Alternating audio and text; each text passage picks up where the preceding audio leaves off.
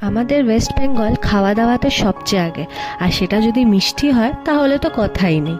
সেরকমই একটি জায়গা আছে আমাদের ওয়েস্ট বেঙ্গলে, শক্তিগড় নামে, যেখানে সবচেয়ে বিখ্যাত ল্যাংচা পাওয়া যায়। ল্যাংচা নিশ্চয়ই আপনারা সব জায়গাতেই খেয়ে থাকবেন, কিন্তু ঘিয়ে ভাজা রসে টইটুম্বুর এই ল্যাংচা দেখে আপনার যেরকম জিভে জল আসছে, এটা খেলে একটা আলাদাই অনুভূতি আছে। ল্যাংচা ছাড়াও এখানে অনেক রকমের মিষ্টি ছিল, যেমন মিহিদানা, কালাকাঁদ, কিন্তু এখানে সবচেয়ে বিখ্যাত হচ্ছে ল্যাংচা।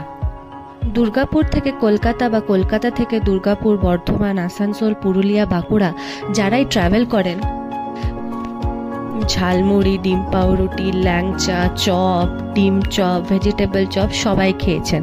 তো আপনারা কমেন্ট সেকশনে আমাকে বলুন কারা কারা আপনারা এখান থেকে ল্যাংচা এবং এইসব জিনিস খেয়েছেন। আর অবশ্যই আমার কন্টেন্ট যদি আপনাদের ভালো লাগছে তো প্লিজ লাইক, শেয়ার, সাবস্ক্রাইব করে দেবেন।